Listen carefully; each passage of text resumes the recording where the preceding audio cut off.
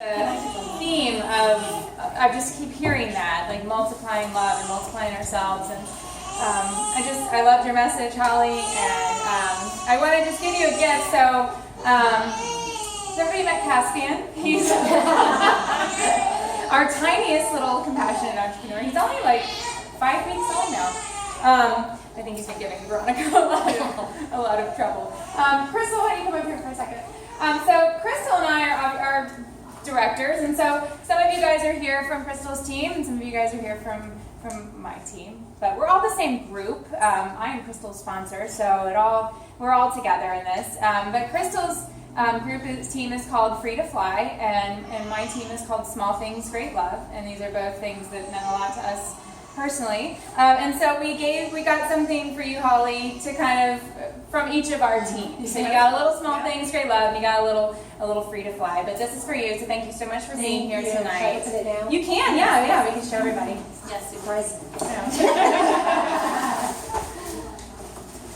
Okay, you're gonna hold it. Okay, I'm gonna drop it. Oh, this is so beautiful. Spread your wings and fly.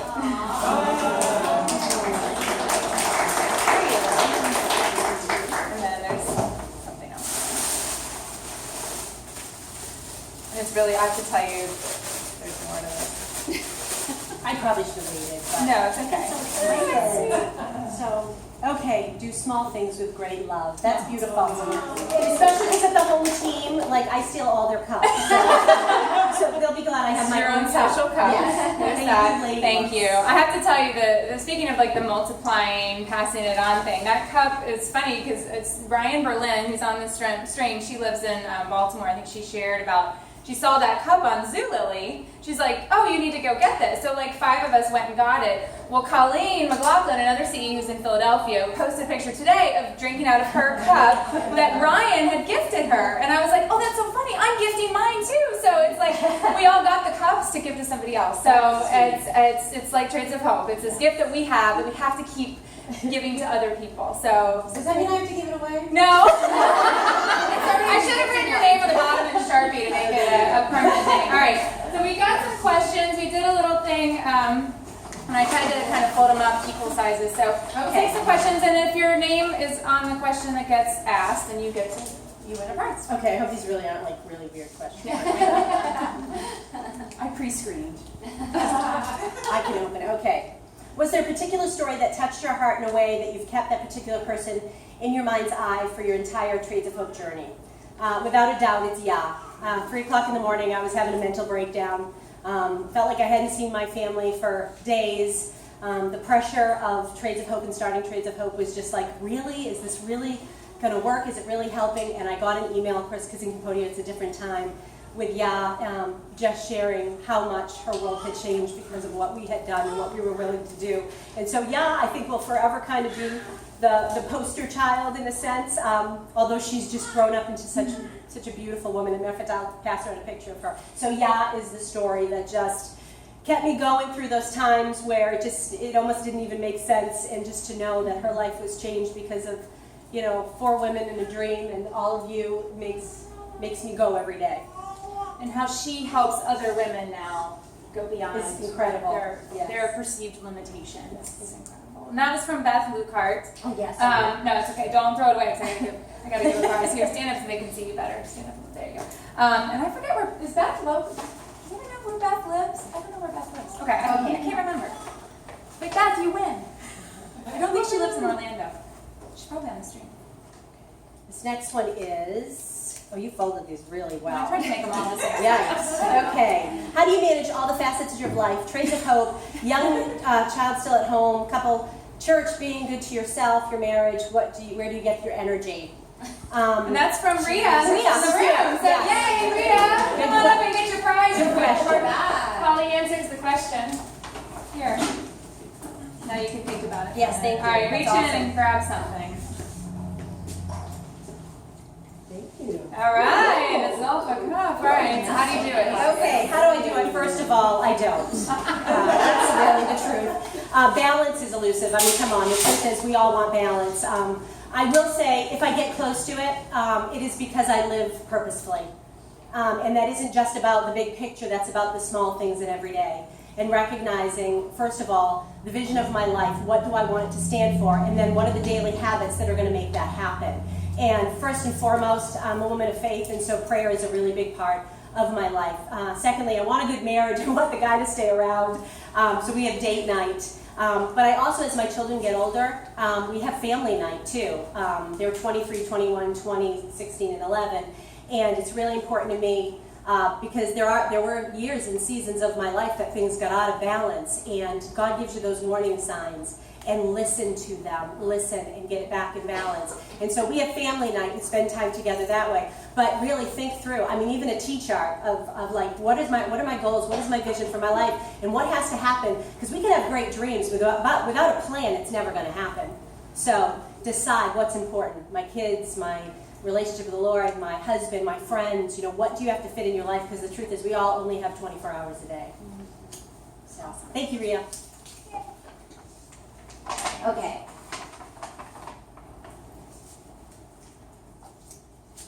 Okay, when people submit artisans for being part of Trades of Hope, what is it you are looking for?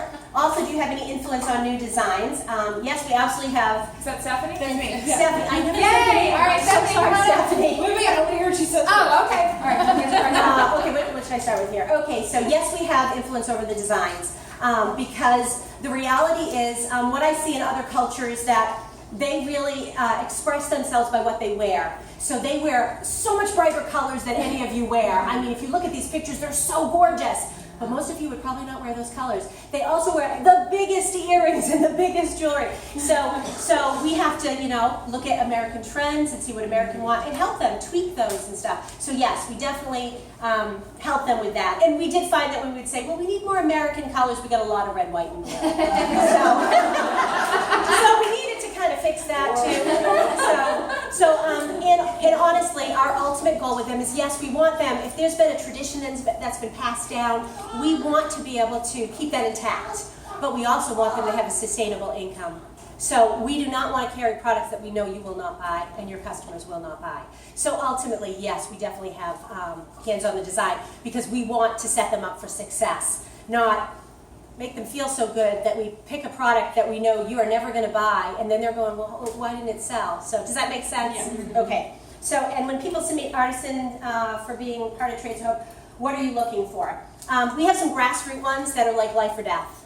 No lie. I mean, like if they don't have us, they're not feeding their kids and stuff. Those are the hardest ones because generally they have no experience. And we've hired people, my husband and I, go over and teach them business skills, how to use a computer, how to connect to FedEx. I mean, you just got to understand, it is so incredibly hard.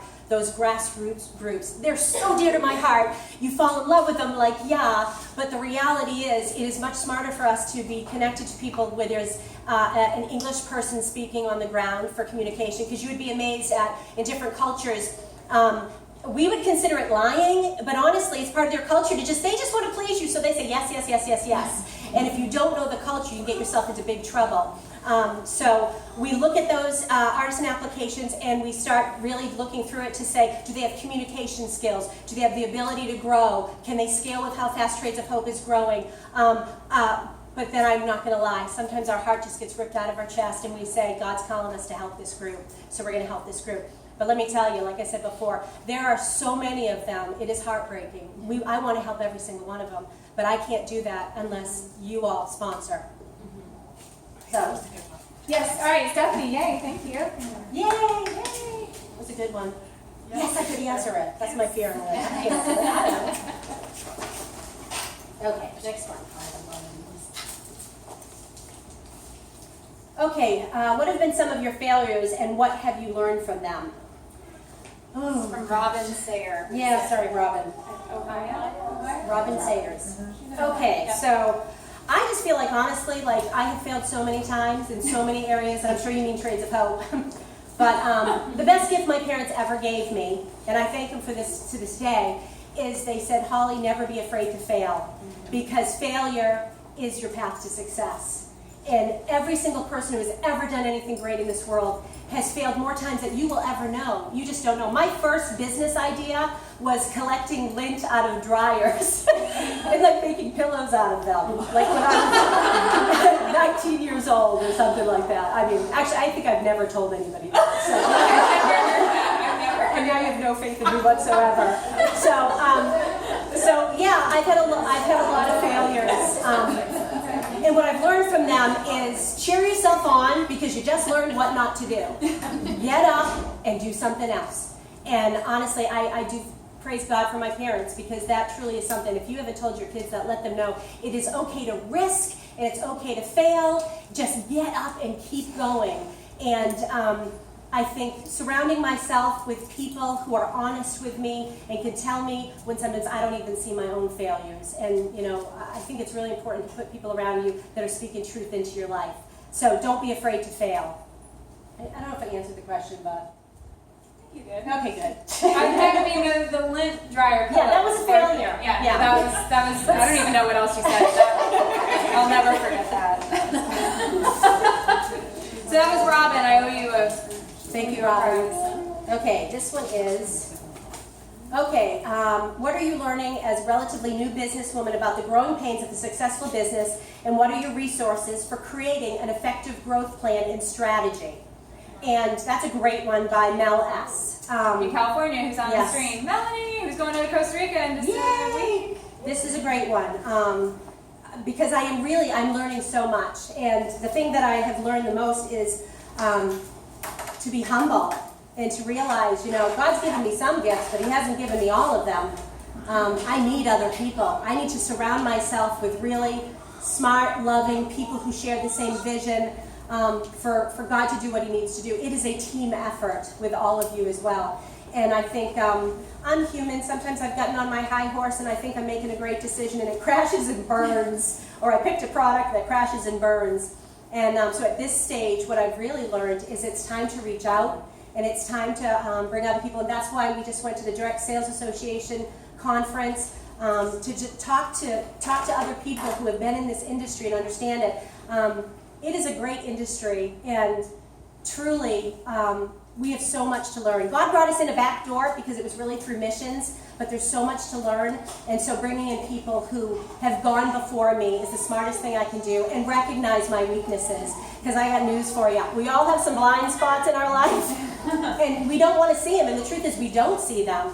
And so surrounding yourself with people who can help you see them, like I just said, is one of the things I've really learned at this stage in the business. Bring in people when you need to and bring on resources and help them to create strategy. That's what Pam's here for, as a matter of fact, to be able to create strategy, because God has incredible things for Trades of Hope, and we are multiplying, and we want to do the best job we can for all of you, because I want all of you to be so successful that you are blown away just the same way I'm blown away. That in 2 years from now, you're going to go, I cannot even believe that I got to be a part of this at such an early stage, because really, you guys are still at such an early stage of Trades of Hope. And the opportunity before you is incredible, but it does take those habits every day and not being afraid and risking and jumping in and doing the work. So many people start businesses and you're not going to be able to blame anybody but you, because it just means putting one foot in front of the other and doing the work. It is hard to be your own business owner, because guess what? There's no alarm clock going up saying you have to get up at this time, you have to do this. You have to be self-disciplined and motivated yourself. But all of you have the ability. If I can do it, you can do it. Ask my husband. I mean, if there's a cheesecake on the table, I'm eating it. I mean, you know, sometimes you can be so undisciplined, but if you can say to yourself, I can do this, you can do it. So make those steps. That's what I need to do to be a good businesswoman, and that's what I continue to learn from people around me. Awesome. I'm a fast talker, so we'll get through a bunch of things. I know. I was like, I'll only do like 4 questions, but yeah, you're fast. Hopefully you'll actually hear me, because I do tend to talk way too fast. Mike says women can understand me, it's men that can't. Okay, what is it like working so closely with your daughter? I have a good relationship with my mom, but being business partners would be difficult. How do you separate work and family? Jesse in Wisconsin. Jesse H. wrote that. Jesse Hetzel. And that's a really good question, because I absolutely adore my daughter, and I want to have a good relationship with her. And the key is the last sentence she said, which is, how do you separate work and family? And that is the answer. You must separate work and family, because we have different roles at work than we do in family. And we have to be able to be honest with each other. And we are a very I really believe in communicating. I believe when I'm upset, I don't bury it. I tell her. When she's upset, she tells me, and we keep that communication very open. And we've brought our kids up that way. Let's speak it, because you know what? If it gets under there, it starts to get ugly. And so you need to say it immediately when you're hurt or upset. Because I'm not going to lie to you, I've stepped on her toes, she stepped on my toes. We have a rule, we call it toe talk, because it's T-O-H. No toe talk. And my 16-year-old, she'll say, well, I'll go shopping with you guys, but only if there's no toe talk. because we're so excited about what we're doing, and we love what we're doing, that we do want to talk about it all the time. But I also have 4 other kids and a husband, and they would actually like to not talk about it 24/7. So we've really tried to separate that out and make sure that we have business talk happens at business, and when we do our family night and all that stuff, it's family. It's family. So. That's awesome, and I think that's so good for kind of speaking to everyone, not just partnering with our daughters, but just your life in general has to be balanced, like you were saying before. And it's possible. It is possible. Very possible. And we actually have a better relationship now. At the beginning, it was harder because you're acclimating, you're getting used to it, and we had to set those rules. All right. Are we expanding to other countries and more in the United States also? We are always looking for groups. We want to expand. Oh, wait a minute. No, this means a different thing. You mean Trades of Hope as compassionate entrepreneurs?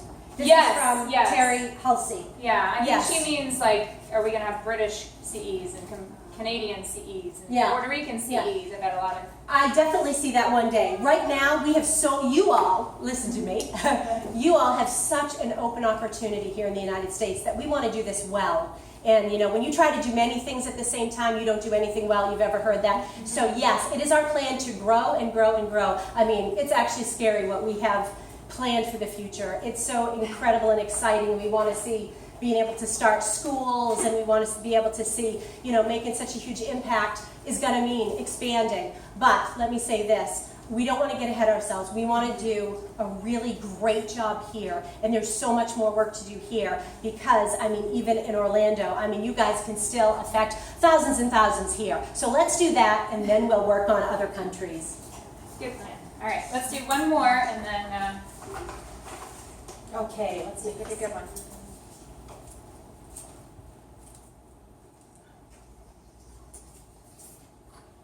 Okay, what is your vision for Trades of Hope in the future? I was hoping it was that one. Yeah. Because that's probably part of when we get to There were 20 of those in here. No, I was kidding. So what is our vision for Trades of Hope in the future? It is to continue to empower women and really to empower you. It can't happen without you all. So we want to really look at our training, look at what we're doing internally to make sure that we are giving you all the tools you need to grow your business so you can be a success. That is so incredibly important to us. Why? Because if you are not successful, she is not successful. So we really want to focus in on our compassionate entrepreneurs and meet your needs and help you to be able to grow your teams and help you to be able to stand up here and speak love and speak joy and be able to challenge people and all that. So we're going to continue to do that because we really do have a vision I would love to see by the end of next year we have 3,300 compassionate entrepreneurs. I would love to see us have 10,000. And I believe that can happen. And as I shared with you, with 1,000 we were changing 6,000 lives, which, help me do the math here. If we have 10,000, we're going to be able to have 60,000 artisans. And with how many people they're helping, that's 360,000 people that we are going to be able to help. I would also love to see us starting schools because, as most of you know, education is such a huge thing. When I was in India, for them to be able to send their kids to school, I didn't quite get it at first because there's a little bit of different mentality here in the United States, but they will practically starve themselves to pay for their kids to go to school. Education is so incredibly important. In the slums, most all of the kids don't go to school. 50% of the girls in India do not go to school. And more drop out after they hit 12 years old. And so without an education, they really are stuck in a cycle, and that cycle will continue and continue. There is no reason in our world today people should be starving. There is no reason. There is no reason in our world today. I know that sounds so big, but there's no reason that people should be living in that kind of poverty. You know, 50% of the people are under $2 a day. I mean, can you even imagine? So what is our vision? Our vision is to change the face of poverty. Our vision is to see a movement happen where people are talking about you and what you're doing and saying there is a business model, and yes, it is part of direct sales that is we've created an army of marketers. I mean, each one of you are speaking for all of these women over there. The opportunity, we could have just gone and started an online store. How many people do you think we would help that way? Because I know sometimes, you know, people are like, well, did it have to be direct sales? Why does it have to be that way? Why? Because it's genius. I mean, it's genius. Because you're on board with it, and it's exciting when you build teams, and it's a sisterhood, and it's a connection with other women, and it is such a beautiful thing. Honestly, I'm not going to lie, that is such an icing on the cake. I thought it was all about the artisans. But guess what? It is so much about you, too. And I am so excited it's about you. Because I see what you're doing with one another. I see it on Facebook and how you're loving one another. And it's creating this beautiful culture of sisterhood that just overflows out of you to the world around you, to your family, to your neighbors, and yes, to across the oceans. So I see Trades of Hope going to 10,000 within the next year. I see us being able to help 60,000 artisans, and I see people writing things about Trades of Hope saying there is a new model. And although there's a need for charity, there's something even better. Let them be the heroes of their own story. Let's empower these women so they have a voice, so that their voice can stop genocide, so their voice can stop massacres, so their voice can stop, you know, illiteracy, so their voices can, in their own countries. We want to go and rescue them from all of the ails of the world. Let them rescue themselves in a sense. You don't want somebody else coming in and rescuing you. We're empowering them to be the voice that can rescue their own families, themselves, and their children. And we should be really proud of that. And I'm so proud of every single one of you for coming out tonight, for being willing to listen to me go on, and being willing to grab hold of this opportunity. And I pray that you will speak it, share it, tell people about it, be bold and be unafraid, because you are being a voice for these women.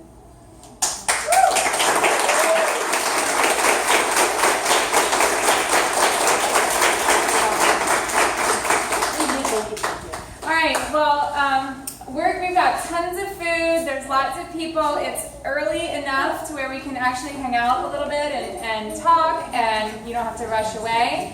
Please take the time to take a picture with Holly and have a conversation with Holly. Talk to Pam. It's so wonderful that she's here and we have a chance to speak to her and you can have a chance to meet her. We should try and get one group picture. Yes, we'll do so that first. I think the light's best this way. So you guys all stay, except people in the back come forward maybe, and then we'll kind of go there. I'm going to turn the stream off while everybody's kind of getting going there. Thank you guys so much.